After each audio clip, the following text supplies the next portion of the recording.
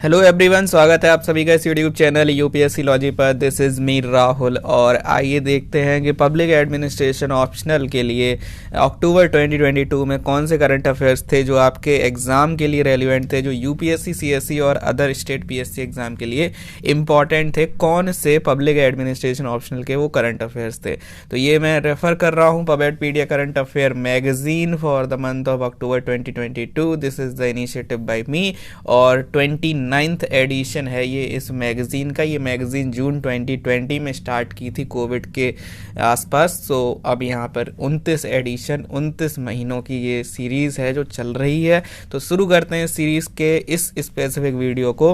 तो यहाँ पर आप देख सकते हैं कि स्क्रीन पर मैंने इस पेज में पूरा कंटेंट डिवाइड किया है, सेग्रीगेट किया हुआ है कि किस पॉइंट ऑफ मतलब सिलेबस के किस पॉइंट में कौन सी न्यूज़ आर्टिकल आपको यहाँ पे देखने को मिला और कौन से कंटेंट आपको यहाँ पे पढ़ने थे। तो सबसे पहले administrative behaviour. If you want to subscribe तो आप इसको सब्सक्राइब कर सकते हो, लिंक वगैरह डिस्क्रिप्शन में है। You can see the kind of testimony to this particular magazine. Here you can see AIR 17 and then you can see other officers as well. So let's get started. Administrative behavior पहला जो unit है, वैसे तो introduction पहली unit है but उससे relevant कुछ article news में नहीं था तो यहाँ पर इसको कवर किया गया है। ठीक है, तो यहाँ पे टॉपिक था निर्वाणा फैलेसी। बेसिकली ऐसा कोई टॉपिक अलग से आर्टिकल नहीं आया था बट एक आर्टिकल, एक एडिटोरियल आया था इंडियन एक्सप्रेस के अंदर। उसके आर्टिकल के उस एडिटोरियल के अंदर ये कीवर्ड लिखा था और इसका कॉन्टेक्स्ट कुछ और था, लेकिन क्योंकि ये चीज़ है तो चीज़ होती है, तो आप कहीं पर भी यूज़ कर सकते हो। तो you can use it in your exam. Like मैंने यहाँ पे एक नया फीचर है मैगजीन में ऐड किया है इस पर्टिकुलर मंथ से, अक्टूबर 2022 से, कि आपको डायरेक्शन दे दिया जाएगा कि भाई कैसे यूज़ करना है। अदरवाइज प्रॉब्लम आ रही थी स्टूडेंट्स को कि भाई आप दे देते हो कंटेंट, कैसे यूज़ करें। तो एक अलग से यहाँ पे ऐड कर दिया कि you have to relate this thing with the decision making. जैसे डिसीजन मेकिंग में आप पढ़ते हो साइमन का रेशनैलिटी मॉडल, फिर वो कहा जाता है कि भाई रेशनैलिटी कुछ नहीं होता, बाउंडेड रेशनैलिटी होती है। तो वो बाउंडेड रेशनैलिटी क्यों ज़रूरी है और वो ultimately 100% rationality is a myth, optimality in decision making is desirable. ये समझ आता है कि अगर निर्वाणा फैलेसी क्या है कि एक ऐसा कॉन्सेप्ट जो एग्जिस्टिंग प्रैग्मेटिक और सेकेंड बेस्ट सॉल्यूशन को आइडियल से कंपेयर करके उस सेकेंड बेस्ट या प्रैग्मेटिक या प्रैक्टिकल सॉल्यूशन को रिजेक्ट कर देगा कि भाई हमें परफेक्शन के पीछे भागना है, उस चक्कर में आपका जो चीज़ हो सकती है वो भी नहीं होगी, तो ये चीज़ फिर उससे गलत हो जाती है। सो डिसीजन मेकिंग जो है वहाँ पे ये चीज़ इंपॉर्टेंट होती है। डिसीजन मेकिंग का मतलब फिर पॉलिसी मेकिंग भी हो जाएगा और गवर्नेंस के जो भी आप स्टेप ले रहे हो एज अ डिस्ट्रिक्ट मजिस्ट्रेट और फॉर दैट मैटर आप PSU में कुछ काम कर रहे हो, वहाँ पर कोई चीज़ है, PSU जो है वो जो अपना काम करती है, तो वहाँ पे कहा जाता है कि भाई जो इकोनॉमी, एफिशिएंसी, इफेक्टिवनेस है, तो इफिशिएंसी जो है उसमें पब्लिक इंटरेस्ट भी इंक्लूडेड है। ऐसा नहीं है कि प्राइवेट की तरह एफिशिएंसी का मतलब कि भाई कॉस्ट कम कर दो और बेनिफिट बढ़ जाए, नहीं।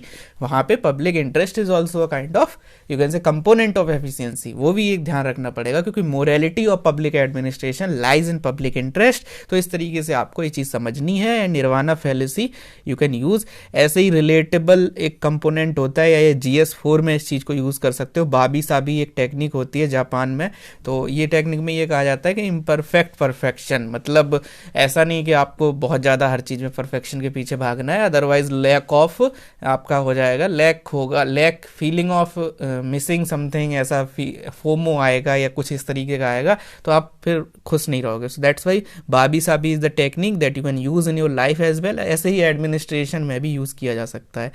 Then the another news article chapter number 2 organisation, इसके अंदर स्कूल एग्ज़ाम रेगुलेशन से रिलेटेड इंडियन एक्सप्रेस में जो है न्यूज़ आई थी और ये आर्टिकल जो है वो यहाँ पे परख के बारे में है और बेसिकली इंडियन एक्सप्रेस में आया था। तो डायरेक्शन यहाँ पे क्या है कि भाई जैसे आप देखोगे पबेड का जो 2022 का एग्ज़ाम हुआ है UPSC CSE का, तो उन्होंने बोला कि स्टैंडर्डाइजेशन और रेगुलेशन के बीच में रिलेशन। तो यहाँ पे आप PYQ भी देख सकते हो, ये क्वेश्चन आया था। Standards are the foundation which do not replace regulation but complement them. तो यहाँ पे स्टैंडर्ड्स कैसे आते हैं, रेगुलेशन और स्टैंडर्ड्स कैसे एक हैंड इन हैंड जाते हैं, कॉम्प्लीमेंट करते हैं। अगर आप सिंपल कोई भी रेगुलेटर देखोगे तो रेगुलेटर क्या करता है, रेगुलेटर स्टैंडर्ड्स ही एस्टैब्लिश करता है। अगर आप परख के बारे में पढ़ोगे कि भाई परख ने जो परख जो काम करेगा तो इसकी सिग्निफिकेंस क्या है, it will be setting norms, standards and guidelines for the student assessment, evaluation and for all the recognised school boards of India. ठीक है, तो यही सब काम करेगा, सेटिंग अप ऑफ स्टैंडर्ड्स करेगा। जो अलग अलग स्टेट बोर्ड के बीच में अलग अलग तरीके की यूनिफॉर्मिटी मिसिंग है, लाइक स्टेट बोर्ड में नंबर कम आते हैं, सीबीएसई बोर्ड में ज़्यादा आते हैं, और जो एक और बोर्ड होता है उसमें और ज़्यादा आते हैं, है ना। तो उसको बीच में जो है यूनिफॉर्मिटी आएगी, और यहाँ पे एक सिंगल विंडो सोर्स होगा सारे असेसमेंट रिलेटेड चीज़ों के लिए। अब सेकेंड एआरसी में अब ये चीज़ को रिलेट करो अलग अलग पॉइंट ऑफ सिलेबस से। जैसे सेकेंड एआरसी ने रेगुलेशन के कॉन्टेक्स्ट में ये बोला था कि भाई minimum regulation is the best regulation, है ना। ये चीज़ बोली थी कि मिनिमम रेगुलेशन होना चाहिए। मिनिमम रेगुलेशन कैसे होएगा, जब सिंगल विंडो क्लियरेंस का सिस्टम होगा। ठीक है, तो प्रिंसिपल ऑफ मिनिमम रेगुलेशन को ध्यान में रखते हुए सिंगल विंडो सजेस्ट किया है सेकेंड एआरसी ने in its report on citizen centric administration, जो शायद 11th या 12th रिपोर्ट है सेकेंड एआरसी की। तो वही चीज़ यहाँ पे आपको समझनी है कि सेकेंड एआरसी ने अपने व्यूज़ में ऐसा बोला, और न्यूज़ भी यहाँ पर यही बोल रही है कि भाई ये सिंगल विंडो सोर्स होगा फॉर ऑल द असेसमेंट। ठीक है, तो क्या होगा, रेगुलेशन जो होगा वो मिनिमम रेगुलेशन होगा। मिनिमम गवर्नमेंट मैक्सिमम गवर्नेंस का भी कॉन्सेप्ट यहाँ पे आपको देखने को मिलेगा। फेयोल ने क्या बोला, फेयोल ने देखो इक्विटी की बात करी, जो इक्विटी होती है, इक्वालिटी, जो प्रिंसिपल ऑफ इक्वालिटी होता है उसकी बात करी थी as one of the principle of administration, जो 14 प्रिंसिपल है उनमें से। तो यहाँ न्यूज़ भी यही बोल रही है कि भाई यूनिफॉर्मिटी लाएगा across the different boards like CBSE and state boards. तो क्या है, जब ऐसा होगा तो एक एज एन ऑर्गेनाइजेशन अगर आप देखोगे पूरे एडमिनिस्ट्रेशन को, तो वो एक इक्वल एक सिस्टम बनेगा, जो एक स्ट्रक्चरल पर्सपेक्टिव में अच्छी बात है। एंड अपार्ट फ्रॉम दैट, ये तो हो गया भाई एडमिनिस्ट्रेशन की बात, स्ट्रक्चर की बात, रेगुलेशन की बात, but what about the behavioural aspect. तो मोटिवेशन को भी ये इफेक्ट करेगा। क्यों? क्योंकि जे स्टैकी एडम्स की थियरी है इक्विटी थियरी ऑफ मोटिवेशन, जो यहाँ पे यही कहती है कि भाई कोई भी वर्कर होता है, कोई भी इंडिविजुअल होता है, कोई भी एम्प्लॉय होता है, वो अपने आप को self inside, self outside, self inside, self outside, है ना, ऐसे करके मतलब अदर इनसाइड, अदर आउटसाइड, जो भी है कंपेयर करता है खुद को दूसरों से। अगर उसको ज़्यादा मिल रहा है तो उसके अंदर गिल्ट आ जाएगा, है ना। कंपैरिजन में अगर ए को बी से ज़्यादा मिल रहा है तो उसके अंदर गिल्ट आएगा, ए को बी से कम मिल रहा है तो उसके अंदर एक आएगा कि भाई मेरे साथ धोखा हुआ है, मतलब वहाँ पे फिर एक तरीके का ये वाली भावना आएगी। और बराबर मिल रहा है तो वो मोटिवेटेड रहेगा। तो वही चीज़ है, अगर बच्चों के अंदर मोटिवेशन देखा जाए तो इस एंगल से समझ सकते हो कि स्टेट बोर्ड में नंबर कम मिलते हैं, 60% इज़ अ गुड नंबर, लेकिन जो आपके सीबीएसई और जो दूसरे बोर्ड्स हैं 90+, 95, 96, 97 इज देयर। सो मोटिवेशन के लिए भी ज़रूरी है। तो अगर आपको इसका बेसिकली ऐसा नहीं होगा कि आपको परख के ऊपर अलग से यूपीएससी पूछेगा, ऐसा नहीं होता है ऑप्शनल के पेपर में। What you have to understand कि इसको एज एन एग्जाम्पल आप यूज़ कर सकते हो different point of you can say as per the demand of the question. जैसे फॉर एग्जाम्पल अगर आपको यही ईयर्स जो हैं वो रेगुलेशन को कॉम्प्लीमेंट करते हैं, तो आप उसको जस्टिफाई करने के लिए यूज़ कर सकते हो कि जैसे फॉर एग्जांपल परख जो अपने स्टैंडर्ड्स को सेट करेगा that will complement the regulatory process in the school administration, है ना। ऐसी कोई क्वेश्चन आ जाए कि regulation is not only structural, it is also behavioural, you can say dimension उसका बिहेवियरल भी होता है, ऐसा कुछ आ जाए तो you can write this as well कि जैसे रेगुलेशन होता है तो रेगुलेशन के अंदर सिंगल विंडो सिस्टम एक one of the best way to regulate, because वो मिनिमम रेगुलेशन को सपोर्ट करता है, फैसिलिटेट करता है, तो इस वजह से वो स्ट्रक्चरल एस्पेक्ट पर खेल रहा है। सिमिलरली रेगुलेशन जो है वो आपका यूनिफॉर्मिटी ला रहा है। फ्योल प्रिंसिपल अलग अलग आप यूज़ कर सकते हो कि भाई रेगुलेशन ये कर रहा है, रेगुलेशन यूनिटी ऑफ कमांड ला रहा है, रेगुलेशन यूनिटी ऑफ डायरेक्शन, ऐसे करके आप यूज़ कर सकते हो इस क्वेश्चन को या इस ऐसे स्पेसिफिक एग्जाम्पल को। सिमिलरली बिहेवियरल की बात करोगे तो you can use this example again कि भाई जैसे परख देख लो, परख क्या करेगा, दो सब में यूनिफॉर्मिटी लाएगा, बच्चों को मोटिवेट करेगा, तो एक बिहेवियरल इकोनॉमिक्स का भी एंगल आ गया, है ना। इस तरीके से आप यूज़ कर सकते हो एक ही एग्जाम्पल को। I hope you are getting. Apart from that एक न्यूज़ आई थी अकाउंटेबिलिटी एंड कंट्रोल के अंदर, डिप्रेसिंग डेटा ऑफ आरटीआई। तो आरटीआई का थोड़ा सा डिप्रेसिंग डेटा है, कुछ फैक्ट्स हैं द हिंदू न्यूज़पेपर में आए हुए थे, तो आप यहाँ पे देख सकते हो। अगर पढ़ना चाहो, देखना नहीं चाहो, तो आप इसको यहाँ से पढ़ सकते हो कि भाई 3.15 लाख जो आरटीआई कंप्लेंट हैं वो पेंडिंग हैं, 29 इंफॉर्मेशन कमीशन जो है वो डिफंक्ट हैं, और इस तरीके से कुछ फैक्ट्स हैं जो आपको कहीं यूज़ कर सकते हो। ये इंपॉर्टेंट नहीं है, न्यूज़ आप कहीं पर भी किसी भी मैगज़ीन में या किसी भी आप करंट अफेयर अगर आपने पढ़ा है तो आपने पढ़ी ली होगी। That thing that is important is this only, कि भाई आपको समझना है कि आरटीआई जो है उसको थिंकर से कैसे लिंक करोगे। और न्यूज़ का पर्सपेक्टिव, ये एक दूसरा तरीका है मेरा लिंकिंग करने का, कि एक तो होता है कि वो डायग्राम बना के फूल पत्ती वाला, और एक ये तरीका होता है कि एक इसमें न्यूज़ का पर्सपेक्टिव क्या है, फिर थिंकर का नाम, और थिंकर का उस पर पर्सपेक्टिव क्या है, तो एक पूरी मैचिंग हो जाएगी, है ना। तो न्यूज़ का पर्सपेक्टिव जहाँ पे जैसे ओपेकनेस की बात होती है आरटीआई के अपोजिट, तो वुडरो विल्सन ने बोला था कि करप्शन जो है वो थ्राइव होता है at a secret place and avoids the open places. तो इस तरीके से आप समझ सकते हो कि भाई करप्शन हो जाएगा अगर आरटीआई सही काम नहीं करेगी, ऐसा वुडरो विल्सन ने कहा था, हम नहीं कह रहे। और वुडरो विल्सन ने कहा था मतलब बहुत इम्पॉर्टेंट बात हो गई, क्योंकि पब्लिक एडमिनिस्ट्रेशन में जो फादर ऑफ पपेट है वो वुडरो विल्सन है। तो वुडरो विल्सन ने जब कह दिया तो फिर बात ही खत्म हो गई, है ना, फिर हम और आप कुछ नहीं है।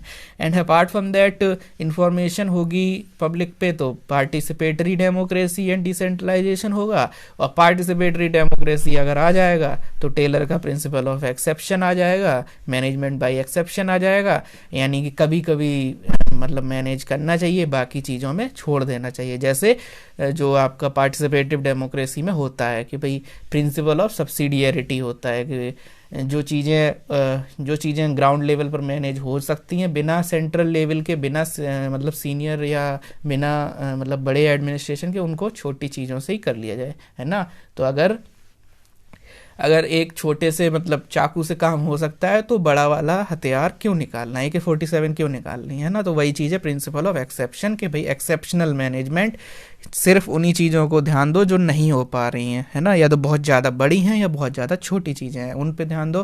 प्रिंसिपल ऑफ एक्सेप्शन यही बोलता है। मैकग्रेगर थ्योरी वाई की बात हो जाती है, ठीक। अगर इन्फॉर्मेशन नहीं होगी तो थ्योरी वाई नहीं हो पाएगी। लिकर्ट जो है सिस्टम 4 है, और इसके अलावा फॉले जो है उन्होंने भी पार्टिसिपेटरी डेमोक्रेसी की बात की थी। PYQ में आरटीआई पे क्वेश्चन आते रहते हैं। आरटीआई इज़ इम्पॉर्टेंट टॉपिक, आपको सारी चीज़ें पता होनी चाहिए कि कैसे ट्रांसपेरेंसी और अकाउंटेबिलिटी लाया। तो ऐसे ही इस क्वेश्चन में मान लो आप लिख रहे हो PYQ 2008, तो इसने ग्रेटर ट्रांसपेरेंसी अकाउंटेबिलिटी लाया है, तो पहले तो आप कहोगे हाँ लाया है ना, उसके फेवर में लिखोगे। सबसे पहले इंट्रोडक्शन लिखोगे, आरटीआई जो है as per like second ARC ने उसको मास्टर की टू गुड गवर्नेंस बोला है। ये आरटीआई को वुडरो विल्सन की जो डेफिनेशन है, तो उस पर्सपेक्टिव में आप ये लिख सकते हो कि भाई ज़रूरी है ना। इस तरीके से आप कुछ भी इंट्रो दे सकते हो, एंड देन बॉडी में आप इसी जो लिखा हुआ है इसी को एनालाइज कर दो कि भाई yes it bring that greater transparency and accountability. कुछ एग्जाम्पल दे दो कि हाँ भाई ऐसा हुआ था, आरटीआई की वजह से ये वाला स्कैम पकड़ा गया, आरटीआई की वजह से इंफॉर्मेशन मिलती है, not only scam but information अलग अलग तरीके की मिल जाती है। तो ऐसे आप एग्जाम्पल उसके दे दो, and then in the negative dimension you can write कि नहीं ऐसा भी नहीं है कि आरटीआई, क्योंकि आरटीआई में बहुत सारे लूपहोल्स या चैलेंजेस हैं। तो चैलेंजेस में 3 तरीके के चैलेंजेस हो जाते हैं, demand side challenge, supply side challenge, और जो CIC से रिलेटेड उसके स्पेसिफिक चैलेंज हैं। डिमांड साइड का मतलब जो इंडिविजुअल आरटीआई में इंफॉर्मेशन मांग रहे हैं उन्हीं के साथ चैलेंजेस हैं, उन्हीं को एजुकेशन नहीं है, उन्हीं को इंफॉर्मेशन एजुकेशन कम्युनिकेशन उनके पास नहीं है, उनको ही अवेयरनेस नहीं है। इसके अलावा वो जो क्वेश्चन उनको प्रोसीजर नहीं पता, वो बिजी हैं, वो इंटरेस्टेड नहीं है इंफॉर्मेशन में। तो इस तरीके से बहुत सारी डिमांड साइड चीज़ें हो जाएंगी। सप्लाई साइड कि भाई PIO वगैरह इंफॉर्मेशन सही नहीं देते, बहुत सारे बार रिजेक्ट कर देते हैं, ये सारी चीज़ें। प्लस ये वाली भी इंफॉर्मेशन, ये भी प्रॉब्लम है कि जो अभी हमने इसमें पढ़ा है कि जो पेंडिंग वगैरह है, तो ये सप्लाई साइड इश्यूज़ हैं। And then CIC related issue है, वो अलग से आर्टिकल आते रहते हैं बार बार कि CIC में बहुत सारी प्रॉब्लम्स हैं, लाइक उसको अभी रिसेंटली अमेंडमेंट वगैरह कर दिया गया। तो इस तरीके की चीज़ें आपको ऐसे लिखनी है। Okay, I hope you are getting. तो ऐसे PYQ भी पढ़ लिया हमने। देन डेवलपमेंट एडमिनिस्ट्रेशन में एक न्यूज़ आई थी, वीमेन सुपरस्टिशन एंड विचक्राफ्ट। तो वैसे ज़्यादा इंपॉर्टेंट नहीं है, बट द थिंग इज़ कि भाई जैसे थोड़ा बहुत आइडिया होना चाहिए, क्योंकि वीमेन एंड डेवलपमेंट सिलेबस में है, तो उस एंगल से कहीं आप यूज़ कर सकते हो कि ये चीज़ें करंट अफेयर में चल रही हैं in so far as the women and development is concerned. Okay, and then public policy, एक इकोनॉमिक टाइम्स में एक न्यूज़ आई थी, one database for all welfare scheme. तो देखो अगर ये अभी ये स्कीम मैंने यहाँ डायरेक्शन में प्रॉपरली लिख दिया है कि ये जो मर्जर है, यानी यहाँ पे मर्जर बेसिकली न्यूज़ के अंदर मर्जर की बात हो रही है। SECC जो आपका सोशियो इकोनॉमिक कास्ट सेंसस है और एक सोशल रजिस्ट्री होता है, तो दोनों को मर्ज करने की बात हो रही है। तो अभी इम्प्लीमेंट नहीं हुआ, अब ये बस एक इस वाले न्यूज़पेपर ने कहीं किसी ऑफिसर से बात करके एक मतलब खुफिया सूत्रों के हवाले से ये खबर अभी चल रही है। तो इम्प्लीमेंट हो जाएगी तब ये न्यूज़ में फिर से आएगी, बट क्योंकि दे रखी थी इकोनॉमिक टाइम्स में तो हमने यहाँ पे कवर कर लिया है। But what you have to understand कि अगर इम्प्लीमेंट हो जाता है तो अच्छी बात है, करंट अफेयर हो जाएगा कि हाँ ऐसा हो गया है, बहुत अच्छी पब्लिक पॉलिसी है, convergence in the public policy formulation, उसमें कहीं यूज़ कर सकते हो। अगर इम्प्लीमेंट नहीं होता, मान लो हुआ ही नहीं है ना, ये खूब सूत्रों के हवाले से जो खबर थी वो खत्म हो गई है ना, कुछ नहीं हुआ, तो इसको एज अ वे फॉरवर्ड आगे के जो क्वेश्चन होंगे, कभी आप अटेम्प्ट कर रहे हो, ये स्कीम अगर नहीं इम्प्लीमेंट हुई तो what you can do, you can write it as the way forward. आप अपना इंटेलेक्चुअल पॉइंट बना के उसको लिख सकते हो कि भाई ऐसा होना चाहिए, वेलफेयर स्कीम्स के अंदर कन्वर्जेंस को बढ़ाना चाहिए। फॉर इंस्टेंस ये जो अलग अलग डेटा होते हैं इनको जोड़ना चाहिए so that we can get the more comprehensive picture with respect to the functioning of the welfare scheme. और उसको और ज़्यादा वुडरो विल्सन ने जो कहा था इकोनॉमिक, एफिशिएंट, इफेक्टिव, उसको 3 E's अगर लाने हैं तो हम ऐसा कर सकते हैं। ठीक, सो इस तरीके से आप इसको यूज़ कर सकते हो। प्लस ये एक तरीके का एडमिनिस्ट्रेटिव इंप्रूवमेंट वाले पॉइंट भी हो गया, ई गवर्नेंस की बात हो गई क्योंकि यहाँ पे थोड़ा सा डेटा वगैरह की बात है। तो ये न्यूज़ है कि भाई इलेक्शन आ रहे हैं, उसके पहले गवर्नमेंट ये फ्लेक्सिबल बेनिफिशियरी जो अलग अलग स्कीम उनको मिक्स करना चाह रही है, मर्ज करना चाह रही है। सोशियो इकोनॉमिक कास्ट सेंसस जो होता है वो उसको SECC को सोशल रजिस्ट्री से लिंक किया जा रहा है। SECC क्या है, डेटा जो है वो जो अलग अलग मतलब आप जानते हैं कि उसमें बहुत सारे जो ये डेटा का हेल्प से आयुष्मान भारत स्कीम है, प्रधानमंत्री आवास योजना है, अलग अलग स्कीम्स जो फ्लैगशिप गवर्नमेंट की स्कीम है, वो सारी स्कीम के बेनिफिशियरी को आइडेंटिफाई इसी सोशियो इकोनॉमिक कास्ट सेंसस से किया जाता है। ठीक है, तो इसमें जो है आइडेंटिफिकेशन ऑफ बेनिफिशियरी के लिए किया जाता है। तो ये हो गया भाई पहले की बात की भाई आइडेंटिफिकेशन। ठीक है, ये तो हो गया स्कूल में, जैसे मान लो बच्चे का एडमिशन कराना है तो बिल्कुल स्टार्टिंग की बात हो गई। सोशल रजिस्ट्री क्या करती है, सोशल रजिस्ट्री में वो डेटा होता है जो मतलब जैसे प्रधानमंत्री आवास योजना में किसी का घर बन गया, ठीक, तो उसका जो घर बन गया उसका डेटा होगा, will have the house hold information on assets and benefits availed through government scheme. ठीक है, तो ये चीज़ आपको समझनी है। जैसे किसी को राशन मिल गया तो उसका राशन का डेटा मतलब कि इनको भी मिल गया, ठीक, इनका घर बन गया या इनके घर के सामने सड़क बन गई या इनको अलग अलग फैसिलिटीज़ गवर्नमेंट की अलग अलग जो भी स्कीम चल रही है उनका फ़ायदा मिल गया। तो अब फ़ायदा मिल चुका है। SECC is all about the information कि भाई इनको मिलना चाहिए, social registry is all about the information कि भाई इनको मिल गया। ठीक, तो इस तरीके से दोनों को जब मर्ज कर दिया जाएगा तो हमारे पास क्या होगा कि इनको मिलना चाहिए, इनको मिल गया, हमारे पास दोनों का डेटा होगा। और अगर उसमें फिर इजी रहेगा आइडेंटिफाई करना कि इनको मिलना चाहिए था, इनको नहीं मिला, मतलब यहाँ पे क्या हो गया, एक्सक्लूजन हो गया, या फिर इनको मिल गया लेकिन इनको तो मिलना ही नहीं चाहिए था, है ना। सोशल रजिस्ट्री कहेगा कि यार इनको मिल गया फ़ायदा, ठीक, लेकिन सोशल SECC कहेगा कि इनको तो मिलना ही नहीं चाहिए था क्योंकि ये तो SECC के हिसाब से उसमें नहीं थे। यानी यहाँ पे क्या हुआ है, इंक्लूजन एरर हुआ है कि जिसको नहीं मिलना चाहिए उसे इंक्लूड कर लिया गया है। ठीक है, और अगर नहीं मिल रहा तो एक्सक्लूजन एरर हुआ है। यही दोनों एरर इकोनॉमिक सर्वे ने पहले बोले थे कि भाई इकोनॉमिक सर्वे ने यही बोला था कि जो DBT है या जो भी ऐसी सब्सिडी और ये वाली स्कीम है इनमें इंक्लूजन एरर और एक्सक्लूजन एरर आ जाता है, प्लस थोड़ा बहुत करप्शन आ जाता है। 3 इश्यूज बताए थे, तो ये दोनों इश्यूज यहाँ से थोड़े बहुत तरीके से रिजॉल्व हो पाएंगे क्योंकि हमारे पास डेटा का कन्वर्जेंस होगा। Okay, I hope you are getting. So ऐसे ही ये चीज़ है, अभी नहीं हुई है, हो जाए तो अच्छी बात है, अदरवाइज आप इसको इकोनॉमिक सर्वे वगैरह से लिंक करके ऐसे यूज़ कर सकते हो। देन DBT स्कीम, तो ऊपर क्या था, हाँ, तो ऊपर ये सिर्फ ये था कि भाई डेटाबेस वाला जो चीज़ है। DBT स्कीम क्या है, यहाँ पे DBT अगेन यहाँ पे ये रेलिवेंट है एज अ पॉलिसी क्योंकि एक DBT एक अच्छी सक्सेसफुल पॉलिसी है। इसके अलावा ई गवर्नेंस इनिशिएटिव में भी आ जाए क्योंकि DBT में ई गवर्नेंस का यूज़ है, इंटरनेट का यूज़ है ना, तो जेम ट्राइनिटी का यूज़ है, जनधन आधार मोबाइल ट्राइनिटी है, तो इस वजह से। और PYQ ट्रेंड भी ये बताते हैं कि ICT और ई गवर्नेंस इंपॉर्टेंट है, तो इसलिए आपको ये चीज़ पता होनी चाहिए। ठीक, ये हो गया डायरेक्शन। कॉन्टेक्स्ट क्या है, अभी रिसेंटली क्या हुआ है कि जो IMF है उसके जो आईएमएफ है उसने डीबीटी को, इंडिया की जो स्कीम है उसको एक लॉजिस्टिकल मार्बल करके एक नाम दिया है, मतलब कहा है कि भाई लाउडेड किया है। कुछ टाइम पहले एस्पिरेंट जो एस्पिरेशनल डिस्ट्रिक्ट प्रोग्राम है एडीपी बाई नीति आयोग, उस प्रोग्राम को यूएनडीपी ने बहुत ज़्यादा उसको एक प्रोत्साहन दिया था, सराहना की थी उसकी।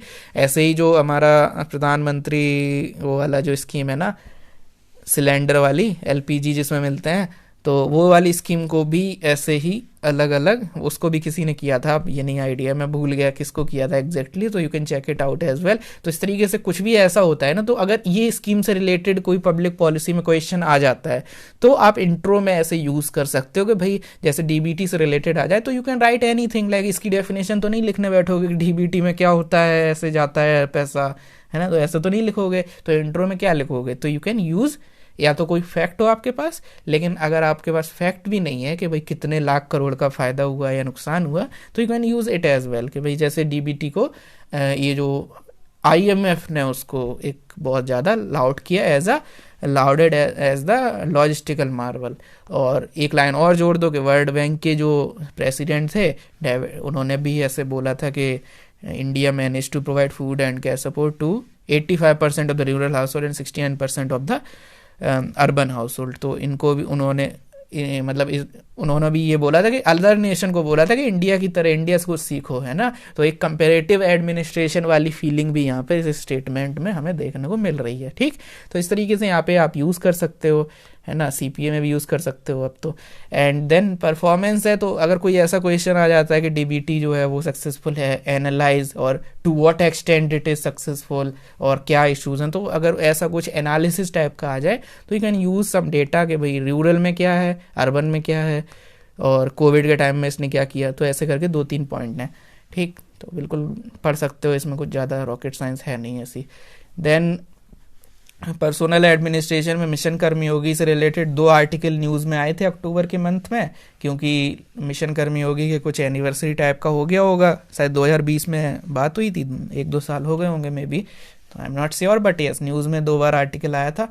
तो दोनों आर्टिकल में, एक आर्टिकल में 3 पॉइंट मिले और एक आर्टिकल में सिर्फ 1 पॉइंट मिला, तो सब मिक्स करके ख़त्म कर दिया। तो ये सिर्फ मिशन कर्मयोगी से रिलेटेड न्यू कीवर्ड्स हैं। पहले वाले कीवर्ड्स और पहले वाली स्कीम और स्टैटिक मैंने यहाँ कवर नहीं किया है, बस मैंने लिंकिंग कवर करी है और ये चीज़। ठीक, तो क्योंकि ये तो बहुत इंपॉर्टेंट है, आपको पता ही होना चाहिए। इवन अगर मिशन कर्मयोगी भी ना आए तो जो ट्रेनिंग है वो यूपीएससी के लिए बहुत इंपॉर्टेंट है। ट्रेनिंग से बहुत क्वेश्चन पूछे जाते हैं पर्सनल एडमिनिस्ट्रेशन के अंदर, सो that's Y.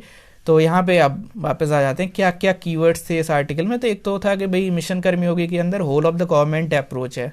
Whole of the government approach कैसे है, क्योंकि ये जो स्कीम है इसके अंदर कैपेसिटी बिल्डिंग कमीशन है, वो डिपार्टमेंट ऑफ इकोनॉमिक अफेयर्स के साथ मिलकर काम कर रहा है, और वो climate change training institute under ministry of environment के साथ भी काम कर रहा है मिलके, और मिनिस्ट्री ऑफ स्किल डेवलपमेंट के साथ भी काम कर रहा है, मतलब सबके साथ काम कर रहा है, सबके साथ सबका विकास। तो government whole of the government approach यही होता है कि सारे लोग एक साथ मिलके, जैसे मान लो एक मिनिस्ट्री ऑफ एनर्जी बना दी जाए इंडिया में, जिसके अंदर पेट्रोलियम, पावर, ये सब मिक्स कर दिया जाए एक ही के अंदर। रिन्यूएबल एनर्जी की अलग है ना, MNRE, और पेट्रोलियम वाली अलग मिनिस्ट्री है। ऐसे ट्रांसपोर्ट के अंदर शिपिंग वाली अलग है, कोस्टल डेवलपमेंट ऐसे कुछ अलग है, रोड ट्रांसपोर्ट एंड हाईवेज अलग है। तो वो बात अलग है कि एक ही मिनिस्टर को दोनों चीज़ें दे दी जाती है, लेकिन वो अलग अलग हैं, है ना। ऐसा नहीं कर सकते कि एक मिनिस्ट्री ऑफ ट्रांसपोर्ट हो और उसके अंदर सारे हेड बना के अलग अलग डिपार्टमेंट बना दिए जाएं, like department of railway, department of road and transport highways, department of shipping and coastal development, ऐसा करके कुछ किया जा सकता है क्या। तो ऐसा सेकेंड ARC ने बोला था, मैं ऐसा कुछ नहीं बोल रहा हूँ, but just try to understand, ऐसी चीज़ों को बोला जाता है whole of the government approach.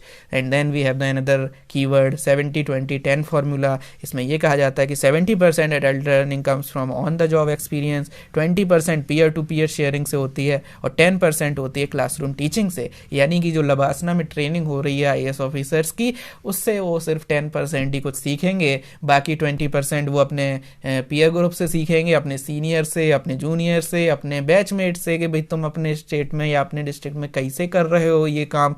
और फिर 70% जो सबसे ज़्यादा है वो कैसे आता है, ऑन जॉब एक्सपीरियंस से, है ना। सब एक्सपीरियंस का खेल है। So that's how we can understand कि भाई ऐसे इसी चीज़ को ध्यान में रखना चाहिए, और ऐसा करके आप इसको यूज़ कर सकते हो। एंड देन इमर्सिव लर्निंग एक ऐसी मेथोडोलॉजी होती है जहाँ पे आप इमर्स हो जाते हो वर्टिकल डायलॉग में, तो the virtual dialogue can be created by two ways. तो वो वर्चुअल डायलॉग जो चीज़ है, इमर्सिव लर्निंग, लाइक जैसे इसमें आई गॉट प्लेटफॉर्म और ये सब चीज़ें हैं, है ना, ऑनलाइन और ये सब होगा। So immersive learning is important, तो इसको आप यहाँ पे समझ सकते हो। And fit for purpose and fit for future civil services बनानी है, ऐसा जो मिनिस्टर है उन्होंने बोला था। तो उसको बनाने के लिए capacity building, competence driven capacity building होनी चाहिए। कॉम्पिटेंसी जो है वो इम्पॉर्टेंट है। और जैसे जब ये स्कीम आई थी सितंबर 2020 के अंदर, तब मैंने यहाँ कवर की थी, उसी चीज़ को मैंने यहाँ रिपीट किया है कि भाई इसमें क्या क्या चीज़ है। पॉलिसी फ्रेमवर्क है, इंस्टीट्यूशनल फ्रेमवर्क है, कॉम्पिटेंसी फ्रेमवर्क है, क्योंकि ऊपर उन्होंने यही बोला है ना मिनिस्टर ने कि भाई MOS ने ये बोला था कि फिट फॉर पर्पस और फिट फॉर फ्यूचर अगर बनानी है तो कॉम्पिटेंसी ड्रिवन कैपेसिटी बिल्डिंग, तो competency framework is there. And then digital learning framework iGOT कर्मी होगी, तो आईगॉट है, इसीलिए हमने ऊपर भी पढ़ा था इमर्सिव लर्निंग है, ठीक। और इसके अलावा EHRMS है, electronic human resource management system है। और ह्यूमन रिसोर्स मैनेजमेंट सिस्टम हमने पहले भी कवर किया है, and you have to know this thing कि human resource management is one of the important theme of personal administration. तो पर्सनल एडमिनिस्ट्रेशन में ह्यूमन रिसोर्स मैनेजमेंट हो गया, ट्रेनिंग हो गया, न्यूट्रलिटी हो गया, इसके अलावा परफॉर्मेंस अप्रेजल हो गया। ये 3-4 थीम ऐसी हैं जहाँ पर क्वेश्चन हर साल लगभग देखने को मिल जाते हैं। इसके अलावा जैसे ट्रेनिंग हो गया, ठीक है, ट्रेनिंग के अंदर आप लिंक कैसे करोगे थिंकर्स के साथ। कौटिल्य ने बोला था, अलग से कोई ट्रेनिंग के लिए रेफरेंस नहीं थी, लेकिन आर्मी के लिए ट्रेनिंग की बात की थी अपनी अर्थशास्त्र में। Fayol is considered as the pioneer in training. He suggest training as a continuous process, और उन्होंने बोला था कि स्कूल से लेके जॉब तक पूरी प्रोसेस में ट्रेनिंग इज इम्पॉर्टेंट कंपोनेंट, ठीक है। तो ट्रेनिंग के पायोनियर जो है हेनरी फ्योल थे। You need to know this thing कि आप यूज़ कर सकते हो कहीं पर। इसके अलावा टेलर ने कैसे बोला था, तो उन्होंने तो भाई SMT और ये जो मोशन स्टडी, मोशन स्टडी वगैरह इंप्लीमेंट करा रहे हो, कैसे कराओगे, ट्रेनिंग देनी पड़ेगी। MP फॉले ने यहाँ पे ये बोला था कि अगर ट्रेनिंग नहीं होती है उसकी वजह से फिर कन्फ्लिक्ट होता है। क्यों? क्योंकि कन्फ्लिक्ट के लिए जो सॉल्यूशन होता है, इंटीग्रेशन नाम का जो बेस्ट सॉल्यूशन होता है कन्फ्लिक्ट रिजोल्यूशन का, वो नहीं हो सकता, इंटीग्रेशन नहीं हो सकता अगर प्रॉपर ट्रेनिंग नहीं है। तो उन्होंने 6 ऑब्स्टिकल बताए थे, जैसे language is one of the obstacle, के भाई लैंग्वेज आपकी सही नहीं है, आपकी लैंग्वेज सही नहीं है, ऐसा एक वो मीम आया था। तो लैंग्वेज अगर सही नहीं है तो झगड़ा कहीं और हो जाता है, तो कन्फ्लिक्ट रिजॉल्व नहीं हो पाता। इसके अलावा लीडरशिप क्वालिटी नहीं सही है तो फिर बेकार हो जाएगा। ट्रेनिंग नहीं सही है तो भी गड़बड़ हो जाएगी। तो ट्रेनिंग इसलिए ज़रूरी है, प्लस ट्रेनिंग ऑर्डर देने के लिए भी ज़रूरी है, ठीक। तो दैट्स हाउ लबासना में रहेंगे, थोड़ा नॉलेज बढ़ेगा, एक्सपोजर बढ़ेगा, तो you can give order more properly. कैसे कि ट्रेनिंग होगी, पता होगा साइकोलॉजिकल कैसे खेला जाता है, क्या मतलब प्रोसेस होते हैं, है ना, how you can motivate others. तो जब वो चीज़ें पढ़ी होंगी, ट्रेनिंग ली होगी, एक्सपीरियंस होगा, then you can use the 70-20-10 formula as well. तो ऐसे कुछ करते हुए you can give orders properly, और उसकी वजह से चीज़ें सही होंगी। साइमन ने ट्रेनिंग के बारे में क्या बोला था कि training helps in better decision, ठीक है। तो ट्रेनिंग से डिसीजन मेकिंग इंप्रूव होती है, ऐसा साइमन ने बोला था, मैं नहीं बोल रहा। तो क्योंकि अगर ट्रेनिंग प्रॉपर होगी तो प्रॉपर फैक्ट्स होंगे, और प्रॉपर फैक्ट्स होंगे तो आप अच्छे से डिसीजन ले पाएंगे, है ना, क्योंकि फैक्ट्स तो प्रिमाइस होते हैं किसी भी डिसीजन मेकिंग प्रोसेस का, है ना। You must be knowing about it. तो वो फैक्ट्स कहाँ से मिलेंगे? ट्रेनिंग होगी, प्रॉपर जानकारी होगी, चीज़ें होंगी, और इस तरीके से। एंड देन एर्गारिस ने तो अलग से सेंसिटिविटी ट्रेनिंग की बात की थी। इसके अलावा ड्रकर का ये मानना था, managers are not born but made, तो it means they also require training to become manager, ठीक है। तो यहाँ पे इस तरीके से वही चीज़ है कि भाई ट्रेनिंग दोगे तभी तो मैनेजर बनाओगे तुम, क्योंकि मैनेजर्स आर नॉट बॉर्न। तो इसको ऐसा लीडरशिप में भी लिंक कर सकते हो कि भाई training important to make leaders, है ना, मैनेजर छोड़ो, लीडर की भी बात कर सकते हो। इसके अलावा मैकग्रेगर ने थियरी वाई में ये बोला that he also favoured the learning by experience not by telling. तो मैकग्रेगर ने भी लर्निंग बाई एक्सपीरियंस की बात की, that again it is a part of training itself, क्योंकि हमने अभी देखा 70-20-10 फार्मूला में कि learning by experience, on the job learning जो होती है वो होती है। तो these are the thinkers and these are the aspects of those thinkers, जो 6-7 थिंकर, इनको कैसे ट्रेनिंग से आप रिलेट कर पाओगे वो चीज़ यहाँ पे है। Then another news in the topic of personal administration, आप इसको रिलेट कर सकते हो। जबरदस्ती मैंने सब पकड़ के रिलेट कर दिया, हो नहीं रही थी, कर दिया। लेकिन कैसे, मतलब ज़्यादा फर्जी भी नहीं किया है, जस्ट ट्राई टू अंडरस्टैंड कि वाइस प्रेसिडेंट ने, ऑनरेबल वाइस प्रेसिडेंट ने ये चीज़ बोली कि अगर आपको न्यूट्रलिटी, ह्यूमन राइट की बात करनी है, then you should take some sides, take sides, है ना।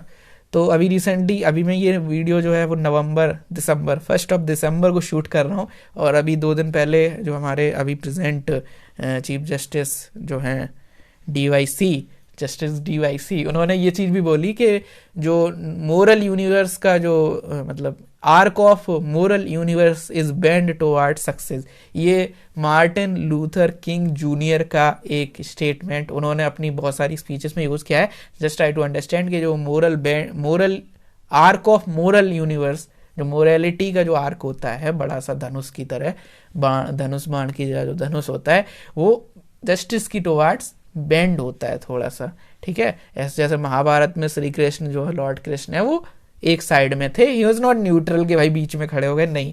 तो थोड़ा सा आपको जस्टिस की तरफ बेंड होना पड़ता है। जैसे जो हमारे पॉलिसी जो कॉन्स्टिट्यूशन के अंदर रीजन जो एफर्मेटिव एक्शंस हैं, है ना, रिजर्वेशन है, वो सब यही है कि आर्क ऑफ मोरल यूनिवर्स, जो मोरालिटी और जो चीज़ें हैं न्यूट्रलिटी से नहीं होता, यू हैव टू बेंड थोड़ा सा। I hope you are getting. वही चीज़ ये बोल रहे हैं कि अगर ह्यूमन राइट NHRC की कुछ कॉन्फ्रेंस या कुछ था इवेंट, उसमें गए थे, तो उन्होंने बोला कि ह्यूमन राइट की अगर बात है तो थोड़ा सा you have to take side, must take sides, ऐसा नहीं कि हम न्यूट्रल रहेंगे। तो ये चीज़ अब बोल दी, बात खत्म हो गई। लेकिन what you need to understand कि भाई जैसे एडमिनिस्ट्रेशन में भी एडमिनिस्ट्रेटिव एथिक्स हो गया, या न्यूट्रलिटी, मैंने अभी बोला था कि neutrality is one of the important theme of personal administration. ये देखो प्रूफ देखो इस चीज़ का। प्रीवियस ईयर क्वेश्चन 2004 में, 2002 में, 2010 में, 2014 में, 2013 में लगातार क्वेश्चन आ रहे हैं। क्वेश्चन कैसे आ रहे हैं? या तो बिल्कुल निगेटिव कॉनोटेशन पे आ रहे हैं, civil service neutrality is a thing of past, discuss, कि भाई न्यूट्रलिटी कुछ नहीं होता। फिर doctrine of political neutrality and anonymity is no more relevant, अब इसका कुछ मतलब नहीं रह गया, एक ही तरीके का क्वेश्चन है, negative connotation. Comment on civil service neutrality is a fiction, how any thinking person can be neutral, again negative connotation. फिर थोड़े से पॉजिटिव पे भी आए हैं कि discuss the need for civil service neutrality in development administration, suggest some measures for achieving and strengthening it in practice, civil service neutrality is founded on the application of the principle of rule of law.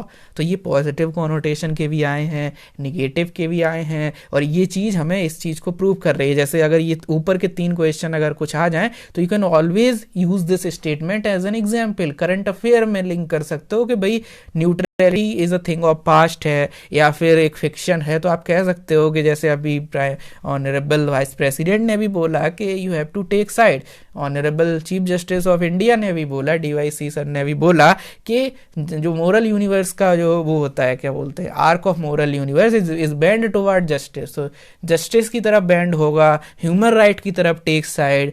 Lord Krishna you can relate, अगर GS4 में आ जाए ये question तो इस तरीके से you can write it, okay. बाकी थोड़ा बहुत इधर उधर का चीज़ें होंगी, बट यस, न्यूज़ आर्टिकल आया, उससे कैसे कंटेंट उठाना है वो मैं आपको यहाँ पे इस मैगजीन में बताता रहता हूँ। Then regional development disparity, role of finance commission, तो कुछ 3-4 पॉइंट हैं, डायरेक्शन में सब लिखे हुए हैं कि कैसे यूज़ कर सकते हो फाइनेंशियल एडमिनिस्ट्रेशन में, फाइनेंस कमीशन में कैसे रिफॉर्म लाए जा सकते हैं, उसमें इसको यूज़ कर सकते हो।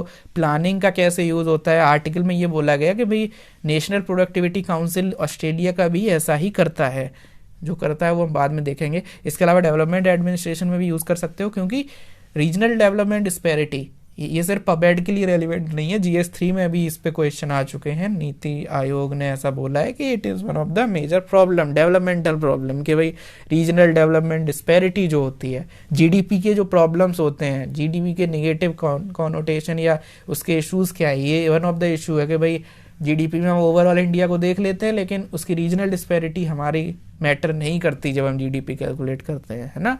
तो ये सारी चीज़ें हैं, और डेवलपमेंट डिस्पैरिटी।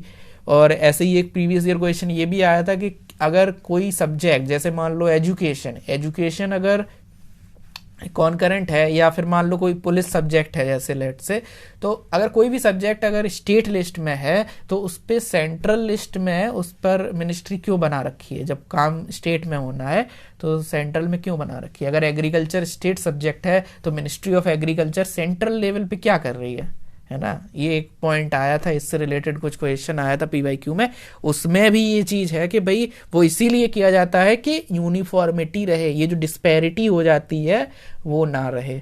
ऐसा नहीं है कि अगर स्टेट वाइज चीज़ें हो जाएंगी तो यूनिफॉर्मिटी नहीं रहेगी, तो इसलिए सेंटर पे बना दिया जाता है। वो अगर कुछ उन्हें करना होता है तो वो मॉडल लॉ वगैरह लेके आते हैं, model law on agricultural leasing या मॉडल लॉ ऑन समथिंग, है ना, जैसे अभी 3 फार्म लॉज आए थे, तो इसलिए वो इम्पोर्टेंट है। तो ऐसे 3 4 5 पॉइंट आप रिलेट कर सकते हो। एंड देन थोड़ा सा बैकग्राउंड है कि भाई क्यों ऐसा किया जाता है, अलग अलग जो फाइनेंस कमीशन जो ग्रांट देता है क्यों देता है। इवन फाइनेंस कमीशन के पहले अलग अलग रिपोर्ट थी, उन्होंने भी ऐसा बोला था आज़ादी के पहले और आज़ादी के बाद में। तो ऐसा क्यों किया जाता है? वो रीज़न है उसका equity between states. Equity is important क्योंकि हमने पहले भी देखा मोटिवेशन का भी काम करती है, ऑर्गेनाइजेशन के जो फ्यूल के प्रिंसिपल है वहाँ पर भी है, तो इसलिए इम्पॉर्टेंट है। तो अब यहाँ पे जो इसके आर्टिकल के जो राइटर हैं उन्होंने, जो बेसिकली चेयरमैन भी हैं PMEAC के, उन्होंने ये सजेस्ट किया कि जो फाइनेंस कमीशन अपने फॉर्मूला में एरिया का यूज़ करता है वो एरिया जोग्राफिकल एरिया होता है प्लेन का, है ना। लेकिन ऐसा नहीं है, मान लो कि अगर लेट्स से एक specific area 1 square kilometre, let's say 100 square kilometre area है प्लेन एरिया का, और 100 स्क्वायर किलोमीटर एरिया है लेट्स से हिमाचल प्रदेश का या लद्दाख का, तो वो अंतर है। लाइक इन 100 किलोमीटर प्लेन वाले एरिया में अगर आपको कुछ प्रोवाइड कराना है देन इट इज़ ईजियर, है ना, क्योंकि ट्रांसपोर्टेशन कॉस्ट कितना आएगा? बहुत कम आएगा, क्योंकि प्लेन एरिया है, तुरंत लेके चले जाओ सामान, है ना। अगर वोटिंग भी करानी है तो तुरंत लेके चले जाओगे। लेकिन जो टॉपोग्राफिकल अगर डिफरेंस है, जैसे मान लो कोई लद्दाख की एकदम पहाड़ी है, या मान लो कोई दलदल टाइप का है, या कुछ भी ऐसा है ना, उटपटांग टाइप की चीज़, अगर प्रॉपर प्लेन एरिया नहीं है तो 100 स्क्वायर किलोमीटर में जो एक्सपेंडिचर होगा वो ज़्यादा होगा। लेकिन अभी जो फाइनेंस कमीशन का फॉर्मूला होता है उसमें ये सब मेजर नहीं किया जाता कि भाई एक्सपेंडिचर ज़्यादा होगा या कम होगा। वो देखते हैं 100 square kilometre area in UP है, 50 square kilometre area in north east है, तो वो देते हैं कि भाई आधा पैसा इसको दो, यूपी में 100 किलोमीटर है ज़्यादा दो। लेकिन ये नहीं देखते कि 100 किलोमीटर में पैसा जो है वो ट्रांसपोर्टेशन कॉस्ट, लॉजिस्टिकल कॉस्ट वो कम होगा as compare to 50 in north east. क्यों? क्योंकि वो एरिया सीधा प्लेन नहीं है, दैट इज टोपोग्राफिकल एरिया जो डिफरेंट है ना। तो ये इसका क्रक्स है, इसी चीज़ को यहाँ इन्होंने समझाया कि भाई cost of infrastructure creation is not the same across the plain and hilly area, इस वजह से ये वाला जो कॉस्ट है उसको भी अलग तरीके से होना चाहिए। तो मीम लगा दिया है कि वाह क्या बात है, बहुत अच्छी बात है। एंड फाइनेंस कमीशन से रिलेटेड क्वेश्चन आते ही रहते हैं, इवन GS2 में भी आ जाते हैं क्योंकि वो पॉलिटिकल बॉडी भी है, GS3 में भी आ सकते हैं क्योंकि वो फाइनेंशियल एस्पेक्ट है, पबेड के पेपर 2 में भी आ जाएंगे क्योंकि फाइनेंशियल मैनेजमेंट है, पबेड के पेपर 1 में भी आ जाएंगे क्योंकि फाइनेंशियल एडमिनिस्ट्रेशन है। मतलब हर जगह कुछ ना कुछ आ जाएगा और आप इसको यूज़ कर सकते हो। And then technique of administrative reform भी ये हो गया, प्लानिंग भी हो गया, डेवलपमेंट डिस्पैरिटी, डेवलपमेंट एडमिनिस्ट्रेशन भी हो गया। तो हर जगह इंपॉर्टेंट है, very important for your exam, आपको ये पॉइंट पता होने चाहिए, बहुत अच्छा पॉइंट है। और ऑस्ट्रेलियन प्रोडक्टिविटी काउंसिल जो है, जो वहाँ का नीति आयोग की तरह है, वो ये सब चीज़ें देखता भी है, टॉपोग्राफिकल एरिया ही मेजर करता है। ठीक, तो इस तरीके से आपका ये CPA का भी पार्ट हो गया, एक बेस्ट प्रैक्टिस भी मिल गई, बहुत सारे, एक तीर से बहुत सारे निशाने आप लगा सकते हो। Then philosophical and constitutional framework of the government and constitution, ये जो है इसके अंदर एक न्यूज़ आई थी कि MOU साइन हुआ है इलेक्शन कमीशन में। इलेक्शन कमीशन ने MOU साइन किया है एक गुजरात की फर्म के साथ, शेम नेम एंड शेम, जो वोट नहीं करते। बेसिकली क्या है कि representation of the people act में एक प्रोविज़न है कि अगर आप, क्योंकि वोटिंग के टाइम ऐसा नहीं है कि आप जहाँ आपकी वर्क प्लेस है वहीं आप रहते हो ओरिजिनली, तो आपको हो सकता है ट्रैवल करना पड़े, तो इस वजह से एक हॉलीडे का शेड्यूल है। लेकिन लोग क्या करते हैं, हॉलीडे ले लेते हैं, लेकिन लीव ले लेते हैं, लेकिन जाते नहीं वोट करने। तो अब क्या होगा, नेमिंग एंड शेमिंग की जाएगी और फिर अगले दिन जब स्टाफ के मेंबर देखेंगे तो उनको पता चलेगा कि ये लिस्ट है, एक लिस्ट लगा दी जाएगी कि दीज आर द पीपल जिन्होंने छुट्टी तो ली लेकिन वोट नहीं डाला। तो next day employees be like किसका सवेरे सवेरे क्या देख लिया ये, तो इस तरीके से you can use. Okay, and apart from that there is a notable quote Jules Renard ने बोला, liberty is right to choose and freedom is the result of right choice. ठीक है, जो भी है पढ़ लो, प्रीवियस प्री में भी आ सकता है और मेंस के लिए भी आपको लिबर्टी और फ्रीडम के बीच में अगर डिफरेंस कहीं पे लिखने को आ जाए, वैसे तो नहीं आता है बट यस थोड़ा बहुत आइडिया होना चाहिए कुछ नई नई चीज़ें पढ़ने का, तो यही चीज़ है। तो this is there and apart from that one nation one uniform law and order में न्यूज़ में आया था, तो प्राइम मिनिस्टर ने बोला था that one nation one police uniform होना चाहिए। जैसे ये देखो अलग अलग तरीके की पुलिस यूनिफॉर्म है, कुछ है, पढ़ लेना इसके बारे में। नैरेटिव टेररिज्म, तो कुछ ना कुछ कीवर्ड्स आते रहते हैं न्यूज़ में, कीवर्ड्स को उठाना, उनको यूज़ करना आपका एक दायित्व है यूपीएससी में। सो दैट्स वाई मैंने यहाँ पे लिख दिया, और क्योंकि फिर लोग कहते हैं अब इसको करें क्या इसका, तो मैं यहाँ पे नया फीचर मैंने बताया मैं करने लगा हूँ, वो ये है कि डायरेक्शन लिख दिया है, यानी कीवर्ड को नोट करिए। रिलेटेड न्यूज़ ऐसी एक और आई थी जब एनएसए जो अजीत डोभाल जी हैं उन्होंने बोला था कि इंडिया जो है वो इंडिया बेसिकली, उन्होंने एक फोर्थ जनरेशन वॉरफेयर नाम का कीवर्ड दिया था। उन्होंने बोला था एक नई लॉ एंड ऑर्डर प्रॉब्लम है जहाँ पर एनजीओ और सिविल सोसाइटी ऑर्गेनाइजेशन फॉरेन का पैसा लेके, फॉरेन फंडिंग लेके, विदेशी जो है पैसा लेके यहाँ पे प्रोटेस्ट वगैरह ऑर्गेनाइज करते हैं, फिर वो टूल किट बनाते हैं और इस तरीके से फिर इंडिया के इकोनॉमिक डेवलपमेंट को हर्ट करते हैं, और इससे बहुत गलत होता है। Not only economic development hurt होता है प्रोटेस्ट वगैरह होने से, लॉजिस्टिकल कॉस्ट है ऑलरेडी इंडिया में बहुत ज़्यादा है, वो और बढ़ जाती है क्योंकि फिर जाम लगा होगा, ट्रेन रोक देते हैं या कुछ भी करते हैं। एंड अपार्ट फ्रॉम दैट जो कम्युनल हार्मोनी और वो सब चीज़ें हैं वो नहीं रह पाती, और उससे फिर अलग तरीके की प्रॉब्लम्स जो हैं लॉन्ग टर्म में क्रिएट हो रही हैं। तो इन्होंने बोला ये फोर्थ जनरेशन वॉरफेयर है जहाँ पे डायरेक्टली कंट्रीज नहीं लड़ रही हैं लेकिन फंडिंग दे दे के सिविल सोसाइटी एनजीओज के थ्रू लड़ाई लड़ रही हैं। तो इस तरीके से fourth generation warfare civil society के कॉन्टेक्स्ट में कीवर्ड है, जैसे you can see over here in this diagram कि fourth generation warfare by NGOs and civil society और नैरेटिव टेररिज्म बाई जर्नलिस्ट। अब वो तो चलो सिविल सोसाइटी एनजीओज हो गए, लेकिन जर्नलिस्ट क्या कर रहे हैं, नैरेटिव टेररिज्म ऐसा कह रहा है, ऐसा कहा जा रहा है इस न्यूज़ में, भाई हम कुछ नहीं कह रहे। Editor scholar charge seated in the narrative terrorism, तो narrative terrorism is the keyword, you can use it कि भाई लॉ एंड ऑर्डर में नई नई कैसी प्रॉब्लम्स आ रही हैं, है ना, तो आप उनमें ये चीज़ें यूज़ कर सकते हो कि भाई लेटेस्ट ट्रेंड्स क्या चल रहे हैं, है ना, जैसे ट्विटर के ट्रेंड चल रहे हैं तो इधर क्या ट्रेंड चल रहे हैं, लॉ एंड ऑर्डर में ये चल रहे हैं भैया, नैरेटिव टेररिज्म और फोर्थ जनरेशन वॉरफेयर। कुछ और नहीं आएगा तो यहाँ पे एक डॉट और बढ़ाया जाएगा इस जगह पे और फिर उसको भी ऐड कर देंगे। तो ऐसे ही कुछ ना कुछ करंट अफेयर का हम लोग देखते रहते हैं। Then revenue police at UK, Uttarakhand है, उत्तराखंड है, ये वो नहीं है आपका यूनाइटेड किंगडम नहीं है, वो अलग चीज़ है। तो बस ये है कि भाई क्राइम कम होते थे उत्तराखंड में अंग्रेज़ों के टाइम पर, पॉपुलेशन डेंसिटी कम भी होगी और क्राइम भी कम होते होंगे, तो क्या हुआ वहाँ पे रिवेन्यू जो पुलिस होती है, रिवेन्यू ऑफिसर होते हैं जो नॉर्मली आपके मतलब जो भी रिवेन्यू ऑफिशियल होते हैं हर स्टेट में, तो वहाँ के जो रिवेन्यू वाले होते थे उन्हीं को रिवेन्यू को पुलिस वाला काम दे दिया। तो बस यही होता था। तो Uttarakhand is the only state जहाँ पे ऐसा ऊट पटांग हरकत होती है, मतलब ऐसा नियम है और उसको हटाने की बात की जा रही, क्योंकि अभी कुछ केसेस हुए थे, उसकी इंक्वायरी में ये पुलिस अच्छे से काम नहीं कर रही थी ऐसा पता चला।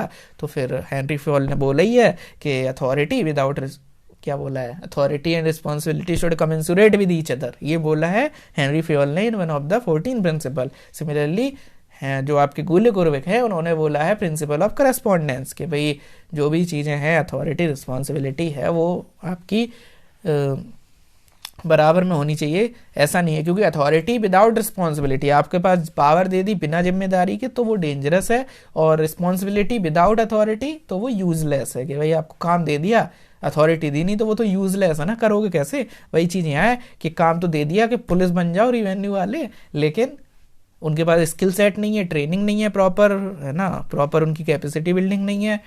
तो ट्रेनिंग तो वैसे ही इंपॉर्टेंट है पर्सनल एडमिनिस्ट्रेशन में या किसी भी चीज़ में, सो दैट्स वाई वो अच्छे से काम नहीं कर पा रहे। तो अगर फिट फॉर, जैसे सिविल सर्विसेज के लिए एमओएस ने बोला था fit for future fit for purpose, तो यहाँ पे वो फिट फॉर फ्यूचर और फिट फॉर पर्पस कैसे बनाएंगे अगर हमारे पास वही नहीं है, स्किल सेट, कॉम्पिटेंसी नहीं है। क्योंकि वहाँ उन्होंने यही तो बोला था, ऊपर हमने पढ़ा था कि फिट फॉर पर्पस और fit for future civil services बनाने के लिए we need competency driven capacity building, है ना, ये बोला था। तो यहाँ तो कैसे कॉम्पिटेंसी ड्रिवन आएगी, क्योंकि यहाँ तो ऐसे ही ज़बरदस्ती काम दिया जा रहा है। तो हेनरी फेवल से लिंक हो गया, करंट अफेयर के MOS के स्टेटमेंट से लिंक हो गया, मिशन कर्मयोगी से लिंक हो गया। इसके अलावा न्यूज़ भी पढ़ लो कि भाई British government again British legacy से भी लिंक कर सकते हो। ब्रिटिश लेगेसी है ये, क्योंकि British legacy is given in your syllabus under the evolution of Indian administration. तो ब्रिटिश गवर्नमेंट जो है उन्होंने इस सिस्टम को इंट्रोड्यूस किया था, और 60% ऑफ द एरिया जो है स्टेट का वो रिवेन्यू पुलिस के अंडर में आता है। यही सारी चीज़ें हटाने की बात हो रही है। पहले कोर्ट वगैरह ने भी कुछ बोला है कि भाई हटाओ इसको, उत्तराखंड हाई कोर्ट ने, ठीक।